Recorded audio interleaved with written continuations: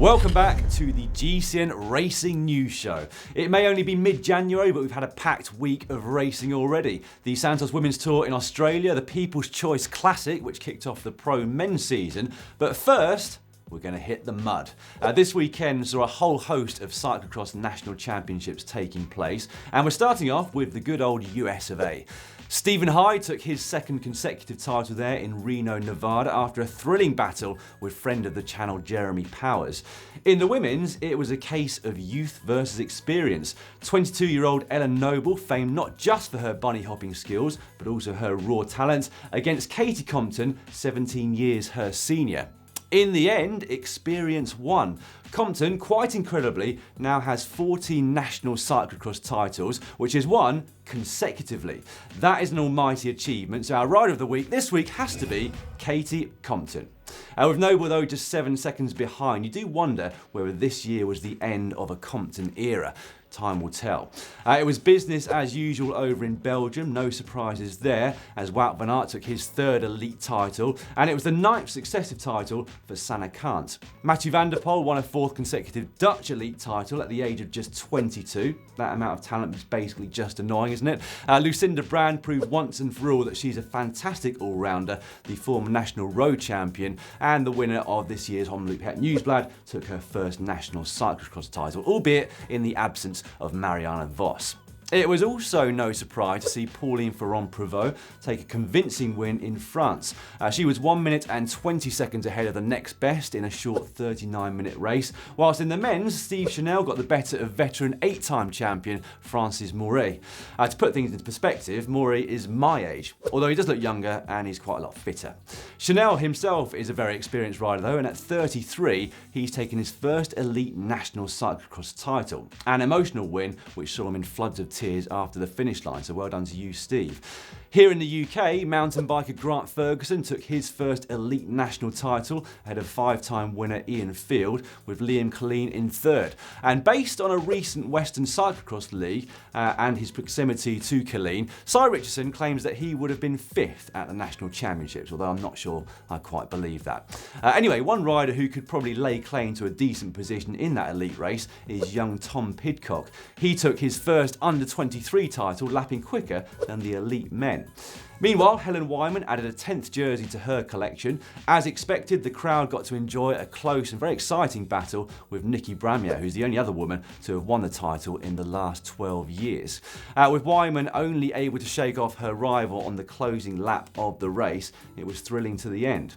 Now let's head over to Australia, where we got almost a prediction right here on GCN. Although his sister Annette, herself a very high-level cyclist, okay, it wasn't exactly a prediction, but I'm claiming it. Annette Edmondson quickly took the spotlight off her brother Alex by taking out stage 1 of the Santos Women's Tour. She unleashed a devastating sprint to demote her former teammate Bronzini into 2nd place, and of course took the first leader's jersey in the process. That quickly changed though on stage 2, which saw the first big GC action. A tough stage was made even tougher by the wet and windy conditions, and indeed by some aggressive riding by Mitchelton Scott.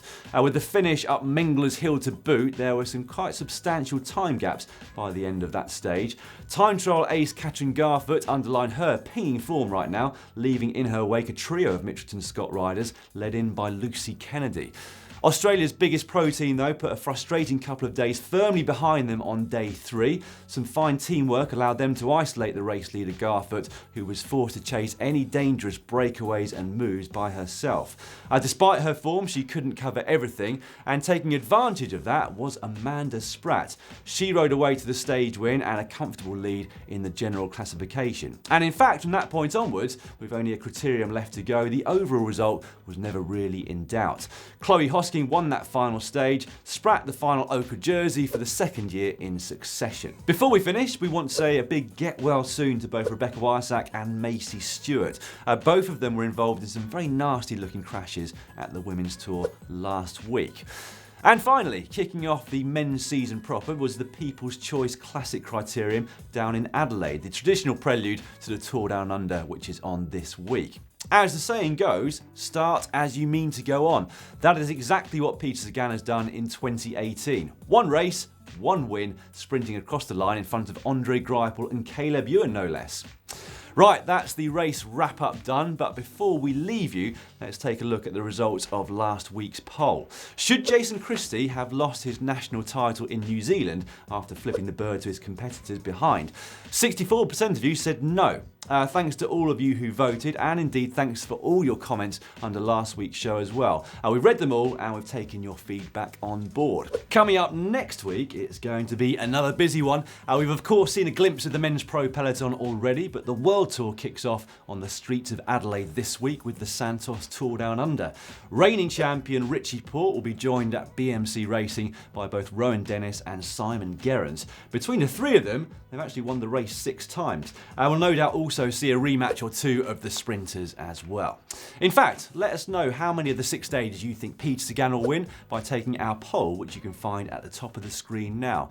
Incidentally, we're going to have highlights of all 6 of the stages right here on GCN, so stay tuned for them.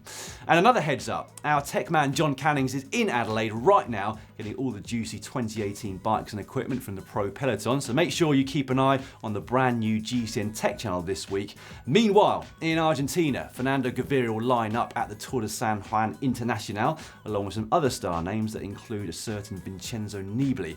Plus, there is the Cyclocross World Cup in France and the Track World Cup in Minsk.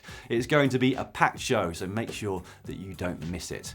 Now, if you're feeling quite generous right now, please give us a thumbs up for this video just down below. Subscribe to the channel by clicking on the globe. And if you missed last week's first ever GCN Racing News Show, you can find that by clicking just up here. Or for John Bevan's race report from the People's Choice Classic, click down here.